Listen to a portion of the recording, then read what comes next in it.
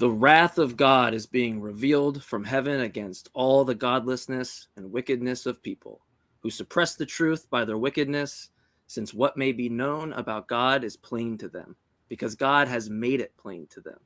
For since the creation of the world, God's invisible qualities, his eternal power and divine nature have been clearly seen, being understood from what has been made, so that people are without excuse. I don't know about you. I don't have knowledge that God exists, let alone a belief in the proposition that God exists. And so this passage is false. If you disagree, call us. We're going live.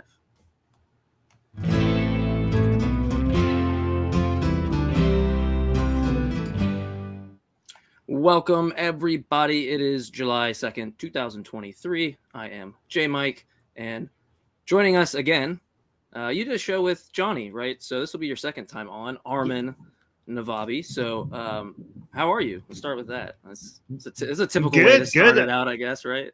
Yeah. I'm just going to say, like before, I'm so excited to be here. I'm looking forward to this show. Yes, and now that we've established that we are without excuse, we should just end the show, right? The show's over. It's done. Yeah. Right. I didn't know that like book says a thing stuff is like all I needed. I just read that and as I was reading it, I was like, okay, man, my atheism is in shambles at the moment. So I got some serious work to do. I got to go back to the drawing board. But anyway, guys, if you like the ACA, just a couple things before we get into why a lot of people are here for the calls, conversations, announcements, things like that. We are a product of the Atheist Community of Austin, a 501c3 nonprofit organization that's dedicated to the promotion of atheism, critical thinking, secular humanism, and the separation of religion and government. We usually, before we start the show, we talk about questions of the week that we've been introducing lately. And the last one for our Share Your Experience question is, what's inappropriate? Not appropriate. Let me be careful. What's an inappropriate thing to say at the crucifixion? And so we're going to give you our top 3 answers, starting with the third. Seeker of Truth says an inappropriate thing to say at the crucifixion is, if you're happy and you know it, clap your hands. Wow. Yeah, that would be very inappropriate. Tesla Ranger chimes in with an inappropriate thing to say about the crucifixion. Well, you did say that you wanted to be hung like this with arms outstretched. I'm not going to make the move because my arms will, you won't probably even be able to see them, but you get the idea. And then Anarcho Possum, hopefully I'm saying that right, says, why am I hard seeing this guy getting nailed? Oh, wait. Oh. So you definitely, yeah, I mean, the 3 good choices of inappropriate things to say. I will agree with that. Armin, we introduced a new one, and maybe we can get, if you have something in mind on the question for this week, and for anybody that wants to have a chance to have your answers pop up on the screen, leave them in the comments under the video. And the question will be for this Share Your Experience will be, what was God thinking when she created blank? I think we did one was, what was God thinking when he created blank, but specifically, what was God thinking when she created blank? And then, so Armin, I don't know if you have a immediate. Would it make a difference? Because mine is gender neutral. I was thinking, what was God thinking when she created humans? And the answer to that would be, I'm bored. Let's make these apes talk and play hide and seek with them and burn the ones that lose. Is that good? I mean, it's a good one. Yeah, it's spot on. It's questions. Yeah, questions I think a lot of people are asking. Can I do the last? I didn't know the question for the last week. Can I answer that one as well? Yes, I was actually going to ask you, but then I was like, well, I might be putting you on the spot twice. So yeah, of course. No. I have a good one for that. At the crucifixion, this would look good on a necklace. How would that? Oh, okay. Yeah. Well, no. A lot of people I know think so. So yeah. All right. Well, so I want to go ahead and just take a call. We'll get right into it. And think we will take Gene in Texas, because I think from what the call screener has, I think I know where he's going with this, but I kind of want to see where he's going with this. Gene in Texas, pronouns are he, him, wants to talk about Matthew 10 to dispute Christianity. What do you have on your mind? Yeah, it's good to speak to you both. I have listened to many, I think hundreds of shows for a few years now, and I keep thinking that, one of these days somebody's going to mention this particular section of the Bible in Matthew that just blows Christianity out of the water, and nobody ever does. I'm like, you got to be kidding me. This is Matthew 10, and Matthew 28. This is where... pardon me? Well, I wanted to see if I could guess continue, because I think I know where you're going, but I mean, it's really not important for me to necessarily guess, so I shouldn't interrupt you. That's okay. Well, but in a nutshell, Jesus flat out tells his disciples, don't teach to anybody else but the Jews, the house of the lost sheep of Israel. This is while I'm gone to be with my heavenly Father. While I'm gone, to speak not to Gentiles or Samaritans. Well, last I looked, I was a Gentile. At least that's what I've always been told my whole life anyway. Who knows what a Gentile is? But anyway, this is he's saying here that his message is only for the Jews, period. And then he says the double, because it's a double whammy. He says he gives a pretty close to a specific time frame of when he's coming back for the second coming, the descent of the Son of Man sort of thing. And that is this short time period while he's gone, the disciples go through Israel, stopping in all little towns, preaching his message and only them, and that he's going to be back before they get finished. They don't even make it. See, he flat out tells them, "You won't even get done." Anyway, that's what I had. Sure. Yeah. So, I mean, I think it's on the same kind of train of thought. I was thinking you were going to bring up like Matthew 28, where now go out to all nations, right? And just taking the conjunction of only for the Jews, not the Gentiles, with now go out. But are you wanting to say like, kind of like in Mark 9:1, like truly I tell you, some of you standing here will not taste death before you see the kingdom of God come? Are you saying in that? It's like that. It's like that, yes. But that's also in Matthew, but later on. Okay, but this is not that same spot. This is earlier than that in Matthew. And of course, Matthew, Mark, and Luke all say the same thing about that particular thing. That some standing here will still be alive.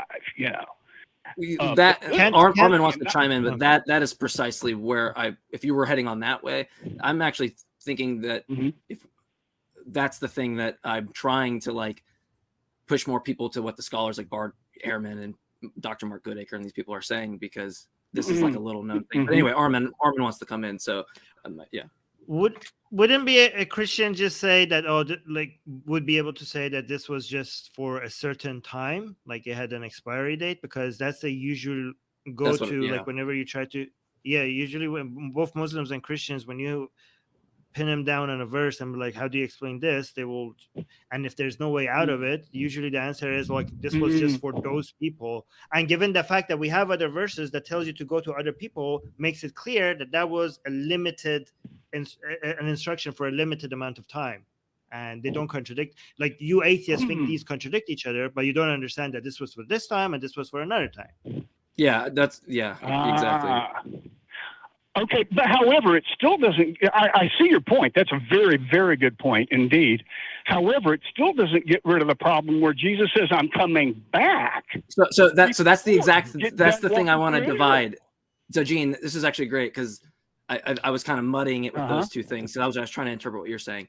What Armin's saying, I agree with, because look, if you just ask the Christian, like, how are you interpreting these verses? It's not like you're pointing out something that's a contradiction to them. They probably already are interpreting it such a way, right, where the conjunction of those two statements don't actually like host any contradiction, because they're not expressing two statements that can't be true at the same time, right? Especially if you're just going to say it's one time, which is the responses I've gotten from Christian friends of mine. Now, on the other side of that, with the kingdom of God, I've tried to like rail against. This is precisely why I think Christianity is like just false, right? Because it's more likely that Jesus was a failed apocalyptic preacher than it was that he's talking to people 2,000 years later, you know. But I think Armin is right to express that, because you don't want to straw man the person's view. If you just point that out to them and they just tell you, look, I never had this view where that was a problem, I've actually already interpreted that way. The next question to me is more of a meta thing. How can you know what the speaker, God, intended for the right interpretation? Like, how could you even know which one, like, in virtue of what is that one right over the other person? And for that, you're not going to get an answer, because no one has access to the speaker the same way that we do with people that we can go track down and interpret their, you know, body language and the way that we know them. Well, I can only tell you this, though. I have shown this to about half a dozen very much fundamental Christians who were not even aware that this existed. When I showed it to them, they're like, where'd this come from? They had no answer.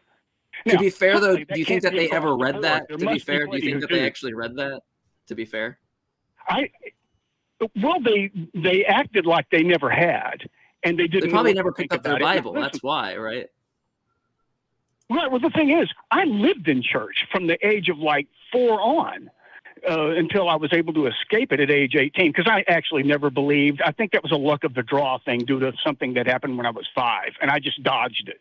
But I mean, I had to go to church 3 times a week, sang in the choir, all of that nonsense, and I hated it. But anyway, and I never heard it.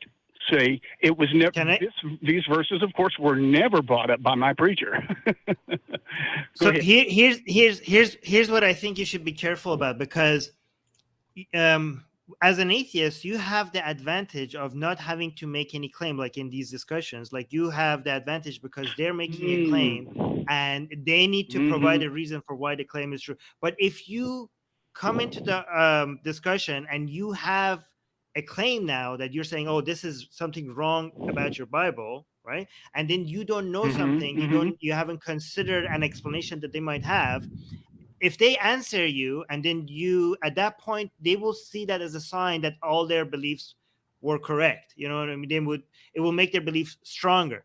But it's easier to just use the Socratic method and just be like, how do you know this? How do you know this? Where do you get this claim from? And just get them to be the ones who are actually having to explain things. Because if you go and make a positive claim and say, this is in your Bible, this has a contradiction here and there, then now you are in a defensive point, and now they have the advantage. So be careful about when you use that, when you actually go ahead and make a positive claim. Armin's absolutely right. I want to get your, before I chime in, do you have any like disagreement with what Armin's saying, or where do you stand on that before I take us away from a response on that? Right. Well, now I think he's correct. I think Armin's right on that. That I have taken an aggressive stance at that point, and I must be careful.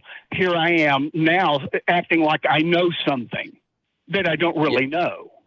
Yeah, and so that's the reason why, and it's a great point. And to add to that, like, so I will be happy to talk with people and defend the view that it's more likely that Jesus was a failed apocalypticist. Like, I will take that burden on. Obviously, I'm using an abductive method, so I can only deal in probabilities. From the outset, we have to kind of understand we're just talking about what's most likely given the data we have. And I'd be happy to defend that. I will make the claim and then, proceed to try to convince my interlocutor, or give them the reasons, right? And then see if they agree or don't agree. But Armin's absolutely right. If you don't have this kind of credence on it, where it's like, I really think that this is true, if it's more of like, hey, I see this problem, I want to see how you deal with it. One really good way to do that is like, hey, I see these 2 problems, like, how do you take it? Not assuming one version of it, because they might be put off by that conversation. And I think if we're in a project of trying to make more atheists or more there's critical thinkers, I guess, at the base level, that might take them away, because they might think that, you're you know, you're kind of pushing them to a spot, like Armin said, where they're going to validate their position. Guess my biggest question was, for myself, was when I listened to all of these, I thought it was just odd that I'd never even heard these particular verses even broached on the show before. But it seems like they're at least fairly important. And I was like, surely somebody's going to mention it one day, and I just never have. And that was the biggest deal. But I do understand the deal about, or I'm very opinionated when it comes to this, and I let people know exactly what I think, and I can see how that can be off-putting. Sure. Well, I don't know if Armin, you want to say anything else, or Gene, if you want to add anything to it, but I think this is pretty productive on, you know, where we stand. I think, Mike, you know more about this in the field, like studying Bart Ehrman and people like that. You would hear these verses a lot more, like, because they study the point that Christianity throughout its early history went from being a Jewish cult to a worldwide religion. So these verses are actually a lot more important in that field. So you would hear these verses and being talked about more than in churches. These specific verses, correct? Yeah. Yeah, and you might find that there's just no. Yeah, I was just saying, Gene, you might find that there's not much controversy at all, and so, you know, that might and so I urge people all to look into what New Testament scholars are saying. Well, critical New Testament scholars specifically, but you know, it doesn't have to be atheist, doesn't have to be biased on that. But I am somebody that says, look, I'm going to be more inclined to listen to someone who's not a theist, who doesn't want to find a Jesus that's not talking to them 2,000 years later, right? Because like I think there's the clear kind of hard to divorce that from your faith. But anyway, Gene, hopefully that was productive in that sense, and I'm totally with you on the kingdom of God stuff, though. I absolutely am. So we totally agree. But yeah, take care, buddy. Taking the call. Yeah, man, have a good one. Yeah, have a good one. Thank you. Bye. Bye. All right, guys. So I did want to, it was good. You mentioned the exact point, because I was at the beginning, I was kind of confused. I was like, if he's meaning it this way, I agree. But I feel like since you brought up Matthew 10 specifically, you're talking about this kind of tension between these two ideas, and yes, and it's good. Yeah, good for you to bring that up. But I just want to say before we go into other calls, we have an announcement, or at least I have an announcement to make that I will be joining. I'll be part of this announcement. So hopefully, I don't know if that intrigues anybody. Hopefully it does. Attention all, get ready for the extraordinary experience at the annual Back Cruise on Saturday, August 26, 2023. Join the atheist community of Austin for a fun summer evening on the water, conversing with like-minded free thinkers. Meet Forrest Valkai, which I'm very excited to do. JMike, it's weird saying my name like that, and other hosts of the Atheist Experience, Talk Heathen, and the Nonprofits. They will be on board to mingle and chat throughout the 2-hour cruise and Lady Bird Lake. The cruise will pause at the Congress Avenue Bridge at sundown for the emergence of the world's largest urban bat colony. You can get your tickets now at tiny.cc/backcruise. And I'll be there from Friday to, technically Sunday. I think I leave Monday, but I'll be doing the show that Sunday as well. So if you want to come meet me and Forrest, you can't make it Saturday, but you want to come down to the Free Thought Library on Sunday, whatever, you can get your opportunity to have conversations there. So we look forward to that. And if you can't be there, but you still want to support the ACA, you can support us by becoming a member for as little as 99 cents a month. You can click the join button that's below this video, and it will give you access to the special chat emojis. You can send a super chat with a question or comment, and we will read those live on air during the show. And I'm really looking forward to going. I'm actually just marking off the days. I've been in Georgia for just so long. I'm ready to get out and have some fun finally. So that seems like a lot of fun. I wish I could go. You should. Yeah. Make it work, Armin. I'm so far away. Yeah. Sure. Yeah. No. Understood. We're gonna go ahead and go to Christian and Georgia, who wants to talk about the problem of evil. Hello. How you doing, Chris? Oh, okay. Hi. Good. Hello. How you doing? So We can hear you. well, thank you. So my question, I thought about it the other day, about the whole problem of evil. It's something that you hear a lot, from the atheist side of like, why does evil exist when God is good? And like, assuming that they're logically incompatible, for some reason. But I haven't gotten the chance to ask like an atheist, like from their perspective, what's their problem with evil? Because how I kind of see it is, in atheist worldview, evil doesn't necessarily, it doesn't really exist to begin with. But the question, I guess, is what's so bad about evil if God doesn't exist?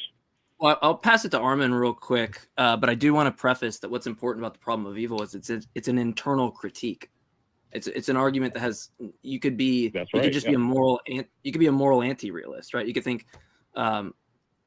you could Absolutely. be what's called a non-cognitivist, which is someone who thinks that moral propositions or expressions can't be true or false, right? You're just saying like boo murder or yay charity or whatever.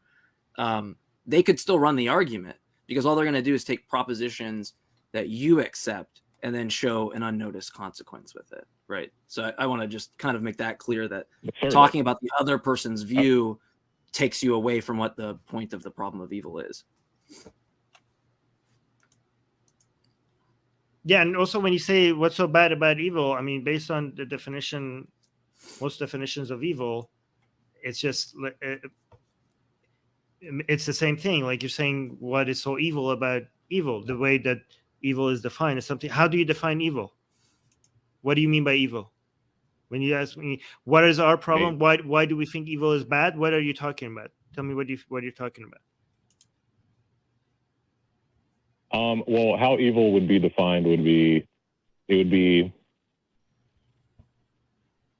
causing some type of suffering or ill to somebody. Okay. By the means of someone with agency who has some type of malice, which goes against a transcendent law.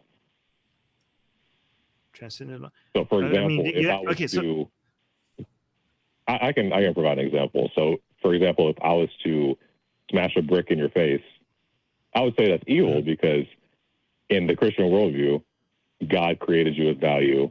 You have an intrinsic moral value that can't be, Yeah, but you're talking to an atheist. But you're talking to an atheist, like right? Yeah. So we have to get agreement at least on just the terms. You're talking to an Christian worldview. I'm sorry. I was speaking but you're asking. I was asked, what does evil mean? You asked me how I define evil. You're not. Okay, but if you're asking an atheist what is their problem with evil, then you have to talk about an evil that makes sense to them, right? You can't speak about it when you're asking an atheist what's the problem with evil, and then your definition of evil is from a Christian perspective. Then we're not on the same page. What are you even asking me? Yeah, because we have two problems there, right? Yeah. It's like either we're talking about you're asking Armin about his evil, or we're talking about the problem of evil and your view. So there's like two potential conversations there. But it sounds like you're asking Armin what he thinks about evil, right? How about we agree on evil or is a thing that causes a lot of misery and pain and suffering? Would that be a good definition? Would you agree with that definition? I'm sorry, really quickly. I only say that because Armin asked me how I define evil. So being a Christian, I'm defining it how the Christian worldview would. So that's why I'm answering it that way. And I'll get to talking about. Well, yeah, we have to divide this conversation up, right? Because there's two potential conversations happening. One, we're talking about the problem of evil, where there's some propositions that you hold to that derive some contradiction, which I'm happy to talk about. It's one of my favorite things to talk about. Or you're asking, because you made a statement like, how could Armin have evil in the view? Now, if you're talking about that, then right, he's not going to accept some view that you have with dealing with God. So here's one way to like solve this, I think, on both sides of the conversation really easily. Would we all agree that what's evil in some sense is something that we ought not do, something that we should not do, right? Like if I sin, that's something I should not do. Sure. Great. So do you think that God can fail with respect to his intentions? What does that mean? Like God intends for Like, X. are you saying God can't accomplish a purpose? No, like God intends X, and so necessarily he'll get X. Yeah, sure. Great. Does God intend for evil? Well, he gives us free will. This doesn't answer my question, by the way, but he intended that for us to have free will. It wasn't willing that we would commit evil acts, but great. So he doesn't want to violate our free will. The last time, you're a sinner, right? Last I checked. Yeah. So the last time you sinned, could you have freely not sinned? Sure. Great. How about the time before that? Yeah, sure, maybe. All right. How about we run that all the way back, right? For each action, you could have deliberated and you could have freely chose the right decision, right? Go on. Right. So there's a logically possible world where agents freely do good, right? No contradiction, right? Yeah, because free will doesn't necessarily mean choosing good or bad. Sometimes you can choose multiple goods. Well, in this case, the agents are just going to freely choose good, the same way that God freely chooses good, or the same way that agents in heaven freely choose good. So if that's true, and God wanted us to give free will, us to have free will, and he's a being that can create any logically possible world, isn't there some kind of tension where that world's available to him, but he doesn't create it, right? Because if he doesn't want evil, why would he create a world if there's a world where agents upon each deliberation could have freely chose the good? The same way that when I asked you, the last time you sinned, could you have freely done the right choice? You said yes. So it's clearly logically possible. And if God can create any logically possible world, that world's available for him to create. Yeah. So, sorry, Armin, if you want to go ahead, I'm just pointing out a tension here. Either if God intends it, and God failed. Could I answer, please? Yeah.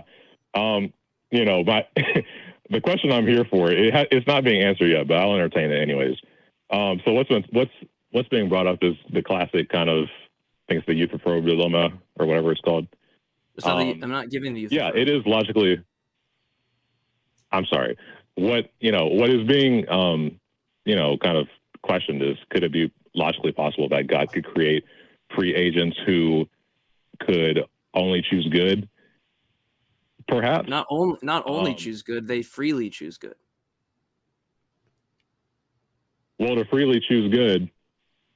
Well, actually, that's kind of an interesting question. And we'll get back to my question in a minute, but that's actually pretty interesting, because a good kind of thing that I was thinking about was, that kind of happened in the Garden of Eden, as it were, is like tons of free good choices. You think two naked people tripped up God? Seriously? Come on. I'm sorry? You think two naked people popped out, scared God, and tripped him up on his way to creating the universe? Like, you really think that? What is that? I don't understand your question. If God intended for there not to be evil with agents freely doing good, then there wouldn't be an the explanation for why it went one way rather than the way it was supposed to is because God got tripped up by two naked people in a garden. Well, no, because that's assuming God didn't know, right? But God intends for people to do good, but he also intends for us to have free will, because you can't honor God, you can't love God unless you have free will to begin with. But with free will comes the possibility to do things which violate God's intentions, right? So that's why, it's not really as tense as maybe some people think it is, because, free will is an important factor. Now, going back to my question about can I answer your question? Things being bad. Can I restate my question just so we're on the same page? Okay, sounds good. Go ahead. Thank you. Yeah, so to kind of reiterate my question with why bad things kind of should be avoided or things like that in atheist worldview. It's like, yeah, why? Why shouldn't I hit somebody with a brick in the face, or why should you stop me rather? Why is it bad? So first of all, we have to understand that there is no such thing as an atheistic perspective on anything other than the existence of God, right? So if I give you my answer to this, that's not the atheist perspective, that's an atheist perspective, right? Because the only thing that atheists share when it comes to their perspective is a lack of belief in the existence of God. So we're good there. So this is just a possible perspective. Actually, I have a contention to that. Actually, well, I bring that up because in the atheist world, that is the thing. Like the proposition, there is no gods, is affirmed. So when it comes to talking about morals and oughts instead of ises, those are moral claims. So as far as theism is concerned, the kind of epistemic root of morality is God. But if you take that away, then what's it being grounded upon? So that's basically my question. You've never heard of moral naturalism, Cornell realism, Jackson realism? There are many alternatives. Okay, some of them are good, some of them are bad, but none of them are as bad as the divine command theory, right? So there are many alternatives to the divine command theory model of moral system, right? But the one I go by is rule utilitarianism, which is so if we want to define something as bad or something that we want to avoid, misery, sadness, disease, basically things that we are naturally inclined to not want, those are the things that we're trying to avoid for ourselves and the rest of society, just because that's part of our innate desires that we're born with. So if you say why, it's an irrelevant question. It's a useless question. It's almost like if I'm enjoying a question because let me finish. Right? If I'm enjoying a steak, I know that's it doesn't, whether or not I know why I enjoy it is not going to change the fact that I enjoy it. If my favorite color is green and I don't know why, it's not going to change the fact that I enjoy the color green over color blue, right? So most humans, other than psychopaths, do not enjoy seeing other people happy, enjoy increasing well-being in the world, enjoy loving others, showing affection, being loved by others. This is something, we are social animals. Humans are social animals, and because they're social animals, they work in groups. They try to cooperate, and to survive as a species, they have developed certain desires to increase fairness and cooperation, right? So because we have these desires, there are ways that we could satisfy these desires more effectively, and there are ways that we can satisfy these desires less effectively. So trying to figure out standards and rules that will get us there faster, that's what we call a moral system or moral structure, right? And the best way, I think, to get there is with rule utilitarianism. And basically, we are trying. So you're saying what's good? Why is it? What's good? Good is what increases our well-being. What is bad? What is evil? That's what decreases our well-being. And asking, well, why? It's a meaningless question. It's like, why is it good? Because we're defining things that are good as things that we want, things that we as a group, as a society want. And so because of secular questions, why is it good to want the things that you want? I mean, it's because we have defined it that way. It's the most useful way of defining good and bad. Words are tools. Like there's nothing hard-coded within the fabric of the universe that this is good, this is bad. We're using these words, we're defining things in the way that has the highest utility to us, that brings us that has the most use for us. And I think defining good as things that brings us the most amount of happiness and joy as a society, not selfish and not as an individual, but for the entire society, that's a good definition that works. Does that make sense? All right. It does make sense. I have some things to say about that, though. Well, for one, I do think that it actually is a relevant question to ask why some, oughts, as it were, even if they're self-prescribed. I think it is an important question to ask, because just to say, it doesn't matter, it's just like picking my favorite flavor of ice cream. Well, it's not quite the same thing because that's like a foundational tenet of your, like worldview or your epistemology, right? So you don't want to be ad hoc and just say, oh, well, we don't have to answer that question, right? So, we don't have to do that. The difference. And secondly, I mean, the difference. I'm sorry if I could finish really quickly.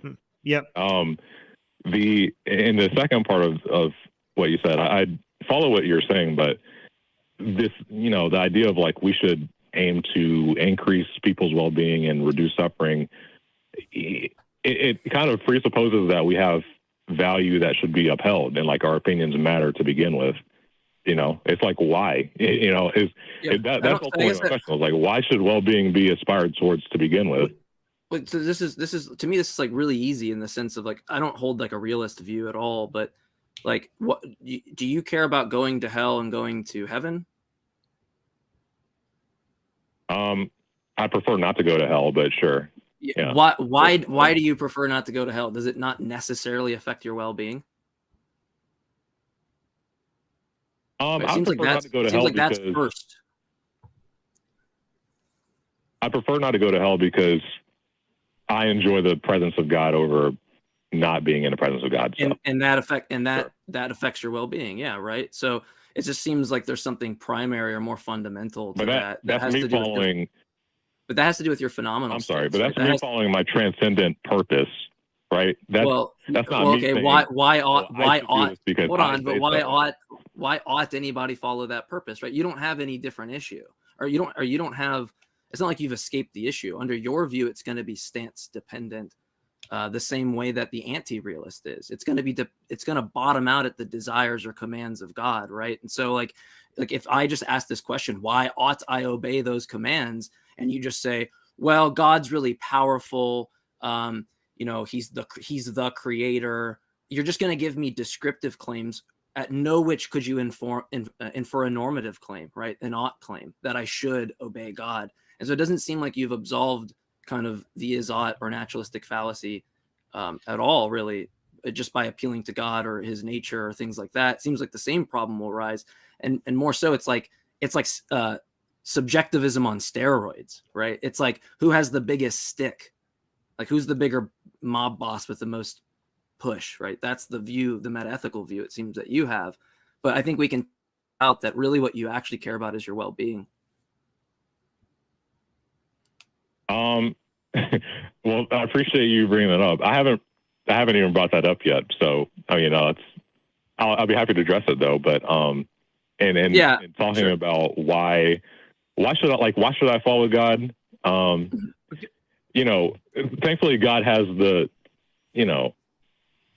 he loves, in the Christian worldview, of course, because that's, what I'm speaking from. He honors our free will. So we don't have to do anything that he wants us to do, but it's in the Christian worldview, it's because that's what we're designed to do. That's what fulfills us. And it, fills a God-shaped hole in our heart.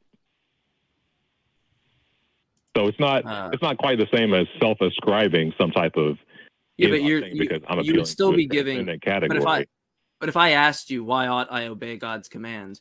You're going to give me descriptive things like, well, he's the creator. He's really powerful. He is loving, right? You're going to give me is statements about God or descriptive statements about God, right? No, because I just gave prescriptive statements. I said that. Yeah, but I'm going to ask you, why should I prescribe to those statements? His presence fills a hole in your heart. No, but that's not prescriptive. You're giving a descriptive statement. If you just give me a prescriptive statement, I'm going to ask you, why ought I care about that prescription, right? Like I'm pointing out, like at whatever level you want to take this on, the amount of sentences you give me about God's attributes will never amount to some normative obligation that I have, right? Like that's just not going to follow from the premises, no matter how you construct the argument. I'm failing to understand your point, and I'm not trying to be dense. I'm just saying, like, your concern that you have with like why ought, but why should we care about well-being? Why this? Those kind of ought concerns, those like meta kind of normative concerns are on your view as well. You also have that view. Your view entails subjectivism. Yeah. Well, I'd be hard pressed to say it fails, but with the reason why I think the place where it's different between us is I'm appealing to a transcendent category that's necessary, whereas you're just appealing to yourself, right? No, there are necessary propositions that are true. Torturing babies for fun is wrong, is always true. Some moral realists take that to be the case. What are you talking about? Moral naturalism. Have you ever heard of it? I mean, like that's absurd to think that you have this monopoly. I mean, I don't know how much metaethical literature you've read, but like that's just not. Like, I'm not a realist, but like it's just totally unfair to those moral realists who are atheists, right?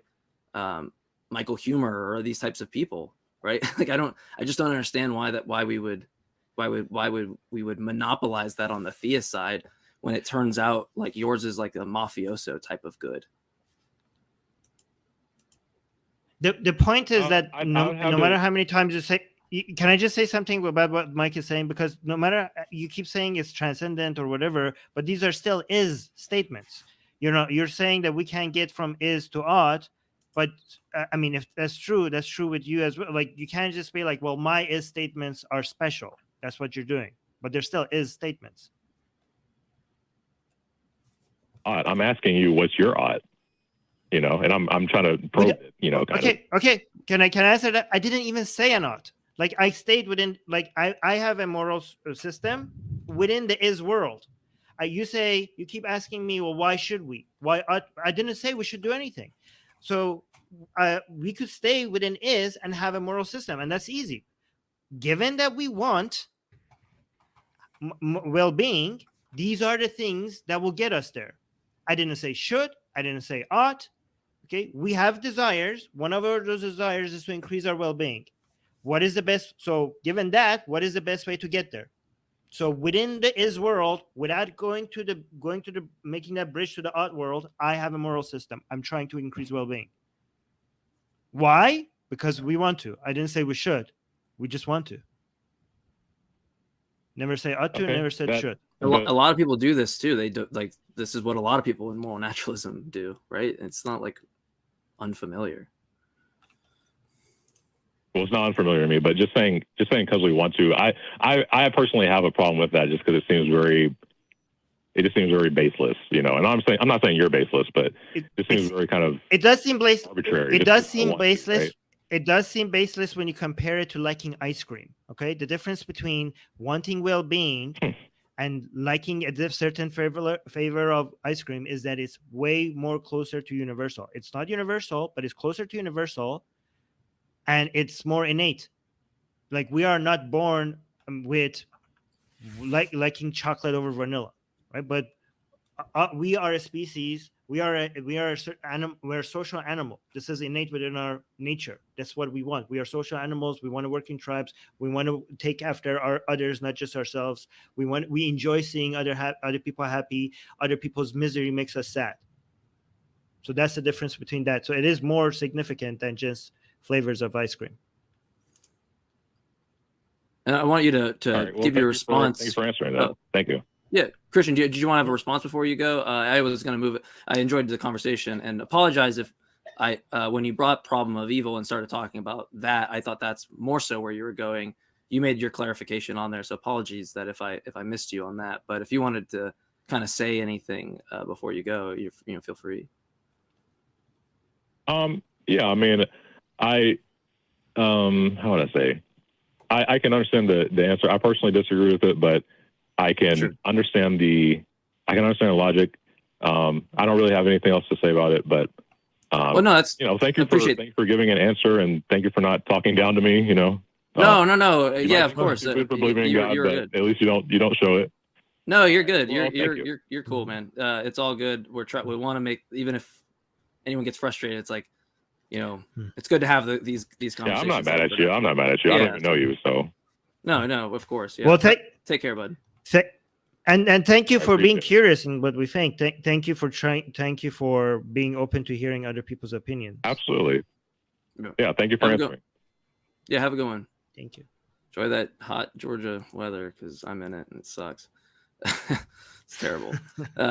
Anyway, so I'm going to move on. I want to let people know, if you're enjoying what you're listening to, well, you can actually enjoy this just listening to it, not just visually. If you're on a run or something like that, don't want to have the YouTube app open, popping up all these crazy apps that you don't want to open, butt dialing people and all that stuff. Well, you can just go to wherever you really we can go right here, tiny.cc/AN podcasts, and you can have all of the audio podcasts housed for your viewing pleasure. So you can listen to the Atheist Experience, Talk Heathen, Truth Wanted, and the Nonprofits.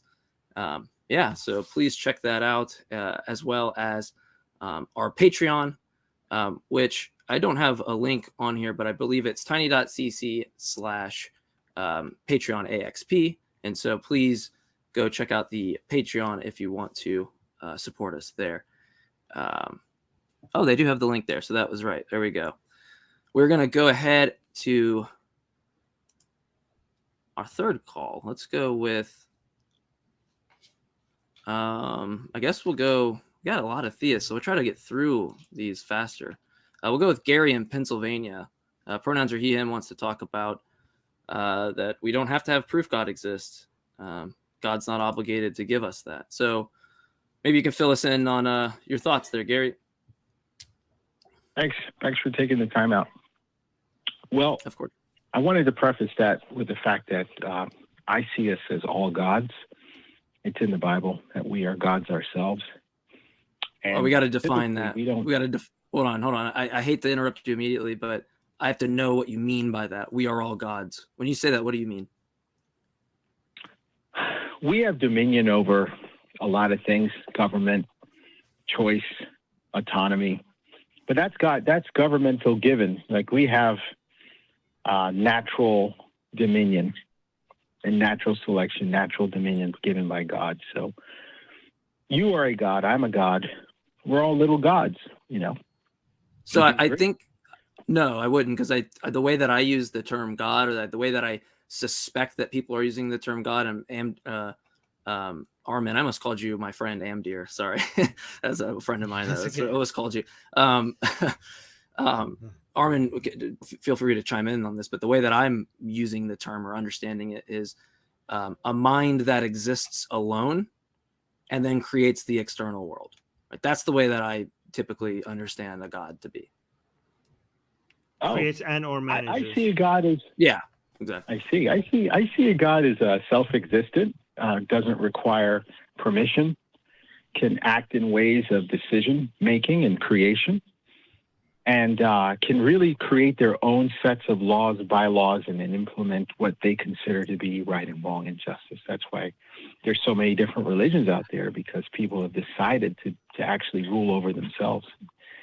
I think that's why there's so much corruption. Corruption actually is a choice and to do wrong. So wait, before you keep going from one topic to another one, what is your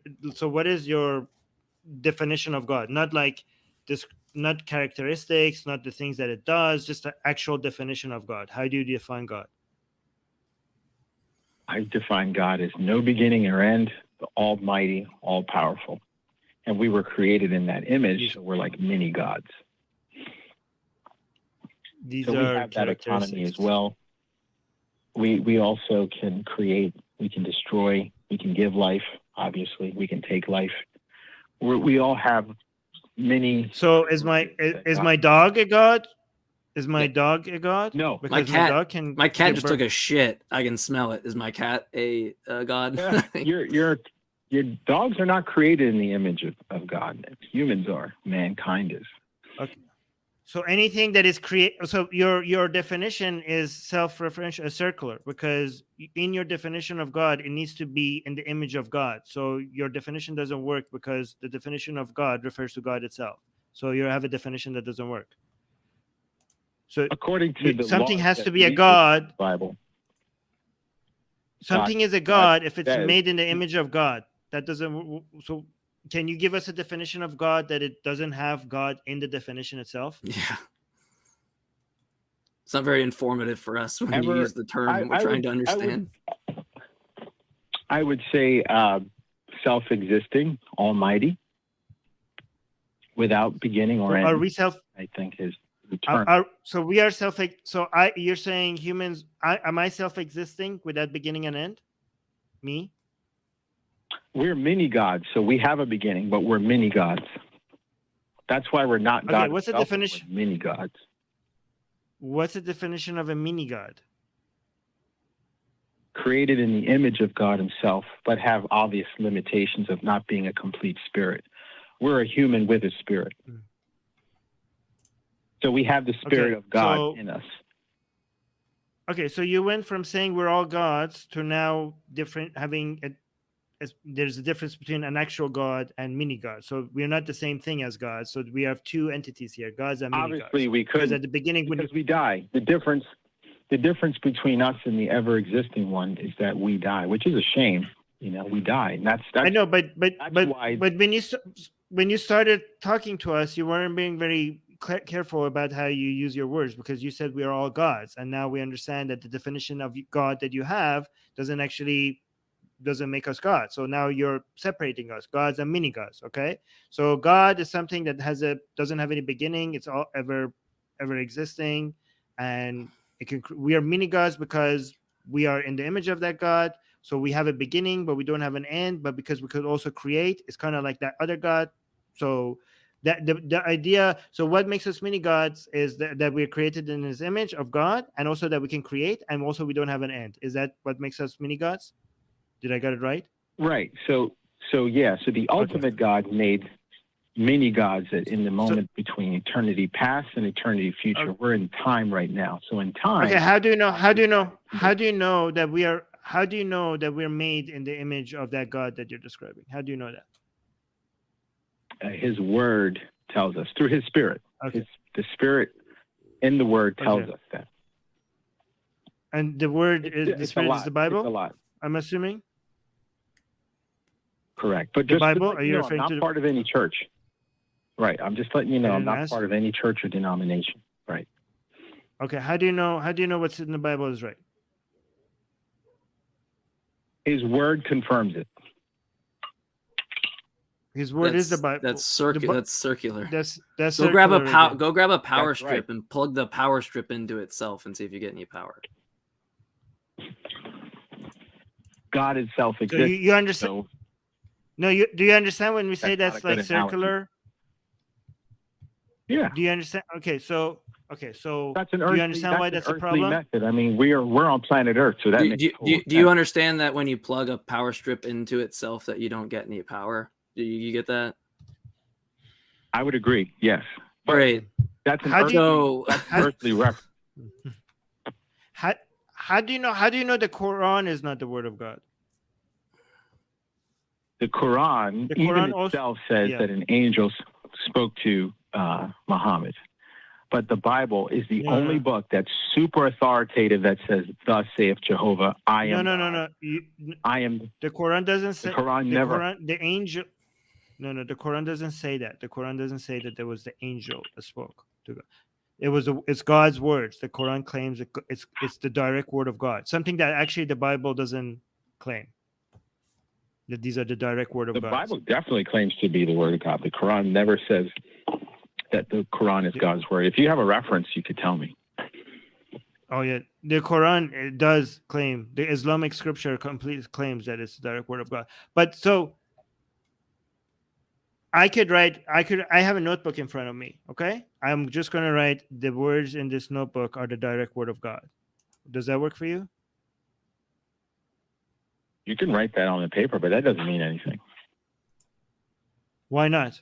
Why does your Bible? Some people write that in your Bible. You're a man, and you're going to die. I'm a man, and I'm going to die. So whatever. How do you know? How do you know the word? How do you know the Bible was not written by just men that are going to die? Anybody could write in a book. Anybody could write. Answer. Go on. God himself does not have to prove to you that he's God. You can die and I can die and that's it. And you can we're asking no, you're not answering what he's asking. We're asking, look, we want to know your justification why you think it's justified. If it just turns out that you just say, well, I actually don't have something that's justificatory, then we're not gonna we're just gonna go great. So then great. Psalms, great, you're irrational, so right? That's what we're gonna point out to you next. Right. I get that.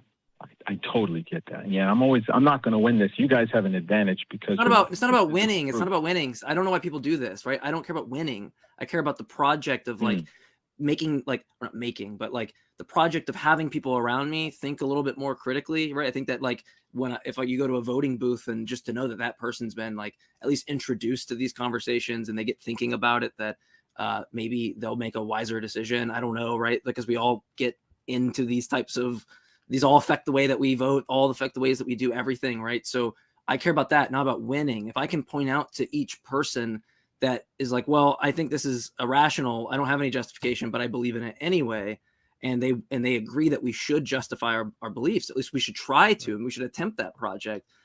It makes me really, I'm not care about winning. I'm like, now I'm worried, right? Like I want people to get on board with going, hold on. You pointed out something to me. I have some work to do. I either need to revise my view, find justification, or abandon that project, right?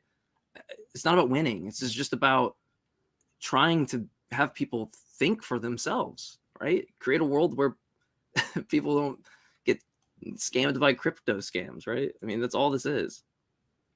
Crypto, by the way. But let me just, Gary, let's agree. Go ahead. But let me just assume that you're right. God doesn't have to prove himself to us, okay? But we're still left in that position that we have no way for us to make it justified for us to believe that he's real. If he has no reason to show us that he's real and he hasn't provided any evidence, even if he's real, I am not justified in believing in him because I don't have anything to go with. I will still be in that position. See, a lot of us will die without knowledge, and God is totally fine with that because of our nature. You know, one of the worst things to do is to die. I don't care how. But how do you know? But how do you know this? But how do you know this? It is spiritually discerned. Do you have a spirit? I asked Matt Dillahunty this question. He said no, but his Matt's friend, not here. Ra, he said we do have a spirit. So what does that mean? What does that mean? What does that mean spiritually? What does that mean? Discernment spiritually. God himself. Yes. What does that mean? God himself is a spirit. And so since he is a spirit, his entity is a spirit, he will communicate in a way that But how do you know this? But how do you know this? Because faith and through his spirit is how he communicates, not to all. That's okay, Gary, yeah. When I say how, you make a claim. Okay, I understand the claim. I don't understand. You don't give the reason for the claim. You just repeat the claims. You just add to the claims. You have one claim, and I ask you why. How do you know this? And you add another claim. I'm like, that's not giving a reason. That's just repeating claims. Yeah, and I went ahead and dropped because you've asked several times, and it's just going to take away time for the other callers. It's pretty clear that he's not going to provide a justification on that. His last answer of faith is going to be just going to circle around into the same thing. He doesn't think that he has to demonstrate anything. That's just code word for me. Is like, I have a girlfriend, goes to another school. You just don't she just goes to another school. That's why you don't know her. And I don't have to like give you any reason. Like, why do I have any reason to give you? It's like, I don't think you could justify to yourself that you have a girlfriend that goes to another school. But I do want to say, sorry to cut you off, Armin, with it, but we're just not getting anywhere. It's taking time away from other theist callers, right? So, okay. Yeah, but I absolutely agree with what you're saying. I do want to say, if you are interested in supporting us with merch, you can check out tiny.cc/merchaca to get our limited edition T-shirt. Hello, I'm an atheist. Why do you ask? Because believing in a God who sacrificed himself to save himself from us is a bit much for us to ask of any logical person. And again, you can go to tiny.cc/merchaca. I was about to start spelling out merchaca for some reason. Finally, we want to send a great thanks. Actually, it sounds so robotic. Give it up for our lovely freaking crew, everybody. Throw them on the board. They're amazing. They're awesome. I don't need to sound like a robot, right? This is real love here. We couldn't do the show without them. Get the callers up, call screeners, everybody involved. You can't see everybody, but they are working in the background, making it possible. So thank you very much. And if you're in the Austin area around July 30th, 2023, then please join us for the live broadcast of Talk Heathen and Atheist Experience. More information on the guests if you check the website. Doors open at noon, and we hope to see you there. So just look at YouTube and the upcoming streams to see who will be hosting then. Let's go ahead and take some calls again. Let's go with Nick in New York. I think we can get through this fairly easily. Nick in New York, pronouns are him. Hey, yeah, what do you want to talk about, bud? Hi, my question is, first-time caller, by the way. Thanks for taking my call. Thanks could you give an example of a piece of evidence that you feel would demonstrate the existence of God? We have to be careful. If you're asking like demonstrate, like prove or something, I mean, I don't really know. I mean, a lot of people will come up with like, what if, like the Hume kind of example, you arrange the stars in the sky, or like it will whisper in your ear in everybody's, language that can hear it. I'm always like, well, in those types of situations, I'd check the water supply to make sure there wasn't like a bunch of, acid that was like dropped in it, or I'd get an fMRI and make sure. I'm pretty sure that the cards for those types of scenarios, like if I bet that that's going to happen tonight, the next night, I'm going to say that we don't live in a world where that's going to happen. So I'm really confident that that won't occur. What I will say, what will convince me that the proposition is more likely to be true than not, is for the same reasons that I think that God does not exist. So I take more of like a stronger claim. Like my view is that there are no gods. And my form of justification on that is comparing theoretical virtues. So like what I want to do is have the view that has the least amount of commitments, ontological commitments, axioms, undefined terms, ideological commitments, right? All of that, the less commitment that I get out of there, and the more that I can pump out explanatory heavy lifting and explain the data, that's the view I'm going to go with. And so from my perspective, something like a non-naturalism, naturalism, or an atheistic non-naturalism is more likely any type of theism. But I lean towards like a view called naturalism is the view that I think is probably the one that wins that battle. So so to answer your question directly, if somebody could show me that in fact theism was simpler and explains more data, or the data is explained equally, but it's a simpler view, metaphysical view, then I think that I'd have reason to think that it's like more likely true. I just don't think that project's successful. I'm at probably like 1 minus epsilon in terms of confidence that God doesn't exist. When it comes to yeah, go ahead. When it comes to the evidence that will get us where there, I actually thought about this, and to be honest, I can't think of anything, because let's say somebody comes and says, I'm the prophet of God, and splits the moon in half, okay? Or I'm literally God, and I don't know, moves the stars and spells a name with it. How can I know that this is God and not just a very powerful entity who's saying that? Like, how could I tell? Like, first of all, the first thing I think is that I'm hallucinating. How could I tell the difference between hallucination or a dream or a miracle? Like, can you tell the difference between hallucination and a miracle? Because I don't know. That would be my first explanation. But if there was a way to know that, okay, no, this is not hallucination, then my second guess would be, well, why would somebody that has the power to move stars necessarily be this creator of the universe? How do I know? Why would somebody with the power to move stars necessarily be a truth teller? It's one thing to move stars. Yeah, I mean, imagine if I died. Imagine if I died and I woke up and it's the afterlife and we're like being picked to go to heaven and hell. I still wouldn't know in that situation if there's a God. How do I know that this is not just an afterlife by a powerful entity that has and even if that entity comes to me like, okay, let me bring you to beginning of time, I show you that I made the universe, I was still like, well, you still have the power to make me see whatever you want. Like, if you have the power to move stars, maybe you also have the power to show me things that never happened, including you creating the universe. So I would not know. There's no way to show this to anybody. Yeah, it's kind of like if the omnibenevolence thing. Sorry, go ahead. No, you go. I'm interrupting you. I was just gonna.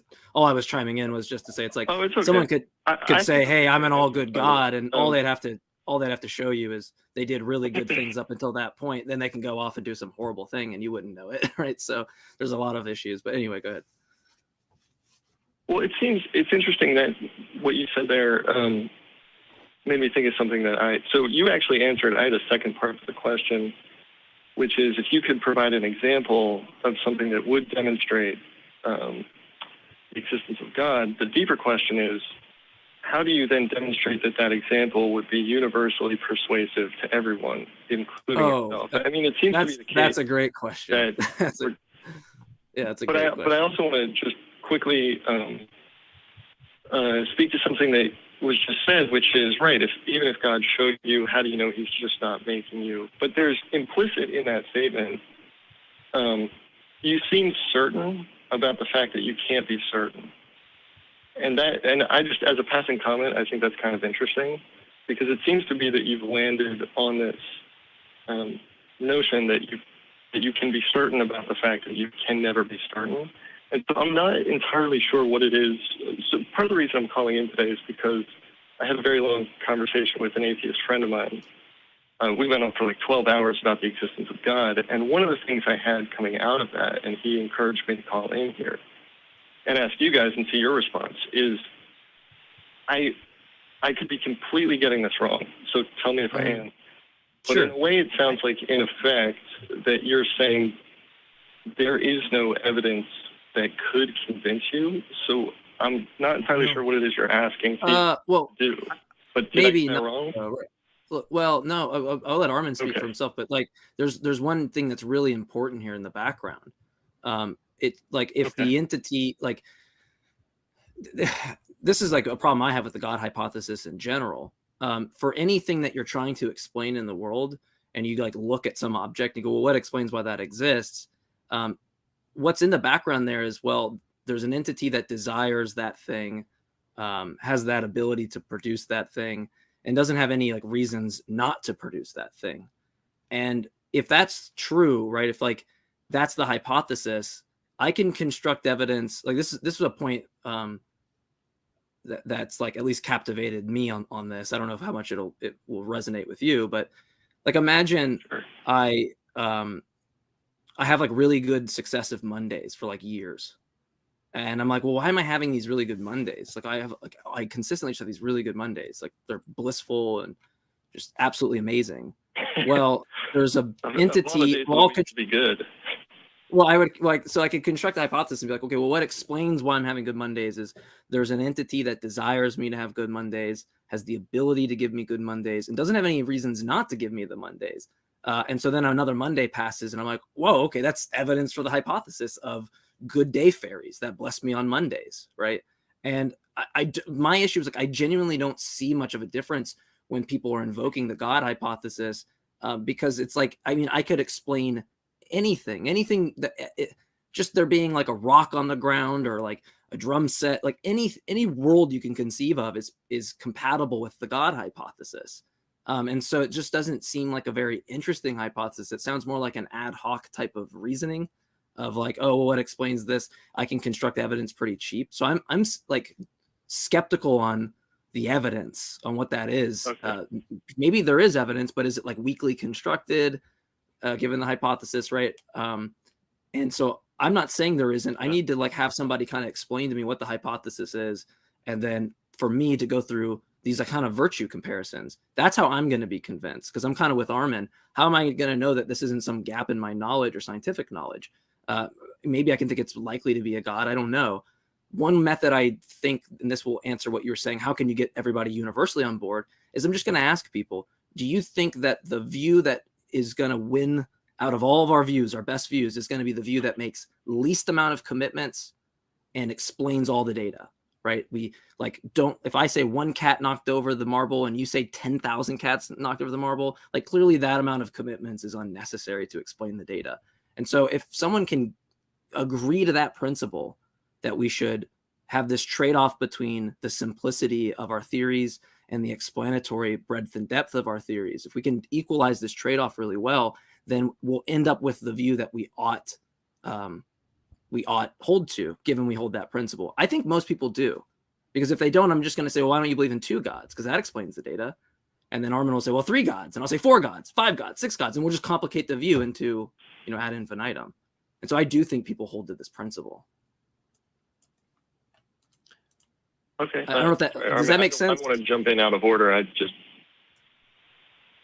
Oh, go ahead. Oh, I was just asking, does that make sense? I know I went on a tangent, but. I believe I tracked a little bit with what you were saying, yes. I got a little confused there, but I don't think that's because you were confusing. I think it's just as my mind was working as I was listening to you, and so I may need to iron that one out a little bit. I think all I meant by universally persuasive earlier, and I don't know if this is a response to what you just said, is that it seems to me to be the case that there are no worldviews that I'm aware of that rest their truth claims, including atheism, including, evolution, something like that, would never rest its truth claim on the fact that it was universally persuasive, because not everybody believes atheism, not everybody believes, evolution. I mean, there are people who think the world is flat. Like, obviously, sure. No one. I just meant like a universal principle that we can agree upon. I'm not saying universally persuasive. Oh, okay. Okay. Yeah. Because I'm just going to point out that I think what you were saying. Yeah, I'm just using like an abductive method on what's most likely, because the view that I'm holding is deductive arguments for God existing is just never going to convince the atheist, right? It's going to, one of the premises is going to assume something that they already don't accept. And likewise, me giving an argument why God doesn't exist to a theist, they're probably not going to be convinced by that argument. They're going to say, well, what's the argument for premise 2 in that argument? And then we'll get like inception of arguments, right? It doesn't seem like we'll ever battle that. All I'm saying is that it seems that like we can construct evidence, we can underdetermine the hypotheses and be like, well, this is consistent with theism and this is consistent with naturalism. And I just want to say, look, there might be a huge problem here that we won't ever solve this. Kind of like Armin said, like, this thing's revealed to me. It's like, well, I mean, it's still consistently evidence for other views that can take a hold of that. So it seems like the only way we can settle metaphysical disputes, because we don't have a science for this and no agreed upon expert consensus in philosophy, since that doesn't exist. The only thing we can do is compare theoretical virtues. Yes, and actually, as a Christian, let me just say that as I tracked with what you were just saying, I would actually agree that strictly, if I understood you correctly, strictly on like deism, going from, there's no God to there's a God of some sort, there's definitely a limit to what we would understand about that God. And I think you are absolutely right in saying that it would essentially, it could equate to the idea of like, why not 2 gods? Why not 3? Why not fairies? Something like that. I mean, everybody seems to have sort of as Aristotle would say, a transcendent prime mover, something that has aseity, that has self-existence. I think there's a case to be made for that thing. I don't know, because there's people who hold to an infinite. There's some people that hold to an infinite regression. I mean, I'll hold to a necessary foundation or something like that. But I do that for brevity. I do that because I want to show the theist that it's more favorable on naturalism. Like, my whole claim is that you can just start shaving all this extra stuff off, and you're left with like naturalism at the end of it. I think. Yeah, but I mean, if I want to. Oh, go ahead. Sorry. I think what Mike is. The simple way to understand what he's saying, correct me if I'm wrong, is that the God argument doesn't do anything. Like, it doesn't help with anything. It doesn't provide any understanding of anything. Like, we're no better off with it. It doesn't have any explanatory power. It doesn't have any prediction power. It's just there. And people are asking us, well, why shouldn't it? Well, like, we should be. Why is it there? What is it doing? Right. It doesn't have any evidence. Right. It doesn't have any. It doesn't demystify anything. It does nothing. It's just sitting there. Like, I don't understand why. Yeah, it's an idle wheel. Exactly, Armin. 100%. This is exactly what I'm saying. And I'm just saying that these virtues, we just shave it off, and then we're left with naturalism. That's all my claim is that the simplest view turns out to be some form of naturalism or non-naturalism. Two quick responses. You guys are being very generous, by the way, with your time.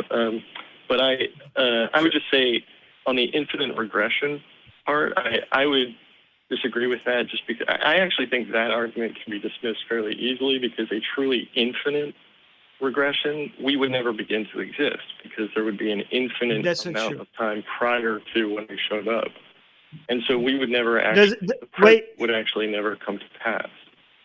That's not true. That's not true. If you look at, okay, do you know why on a graph, like if you draw the y is equal x graph, you understand that the point 1 and 1, x is equal 1 and y equal 1 exists, even though there's infinite before it and infinite after it. It does exist.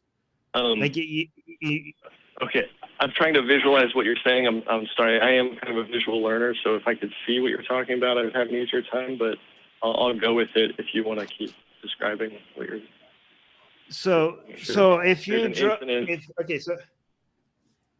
so if you draw a line on a graph like this, right? So this line, right? So if I go like, I don't know, x is equal 3 and y is equal 1, right?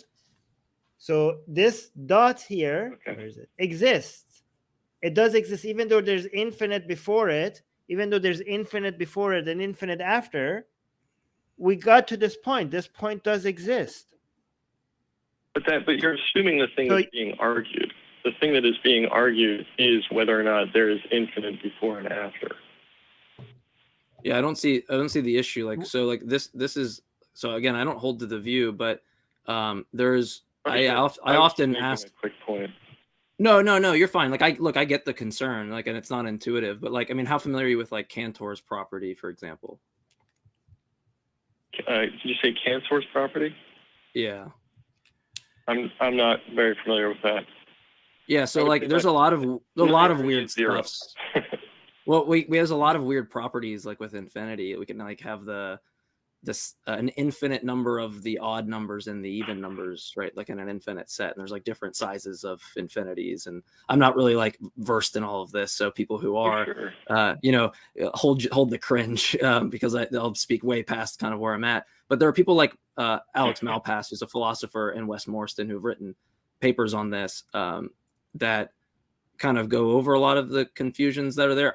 My concern is like I don't hold to an infinite past for the same kind of thing I said earlier. It's, for me, infinitely more complicated of a theory in a sense to me. So I don't hold the view. I think that's a scientific question. So I'm reserving my judgment really on that, but I'm happy to plant my flag that there's a beginning for the sake of a conversation with a theist.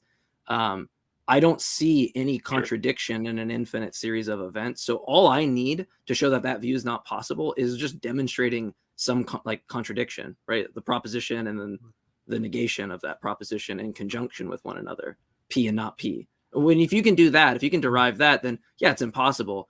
But I've gone through these conversations for years and no one ever delivers that. The last question's like, well, will the sniper take a shot in this example, which is a very common Muslim one. But it's like, why are you're supposed to be the one showing why it's impossible, right? Not me explaining why I think it's possible. Delivers what specifically? Contradiction. Oh, you're talking about the burden of proof. So yeah, if someone thinks it's impossible, the burden of proof is for them to specify what modality of possibility. Is it nomologically impossible, right? Is violate a law of nature? Right. Is it logically impossible? Right. Yeah, I mean, and then from there, your burden is to make that derivation of a contradiction. Right. And also, Nick, our minds. Oh, go ahead.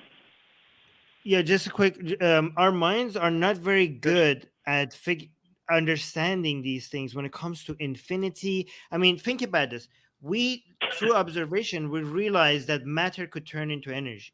Like our minds would see that as a contradiction. We figured out that apparently time and space are connected or the same thing even. Like that makes no sense. That makes absolutely no sense. Or from the Christian point of view, how can God be? No. Oh, sorry. No, I'm talking about it from a common sense perspective. If we were just relying on philosophy and thinking about this would be these will all be contradictions. So I think it's just expecting too much. Like if you're saying this is impossible, I think it takes a lot of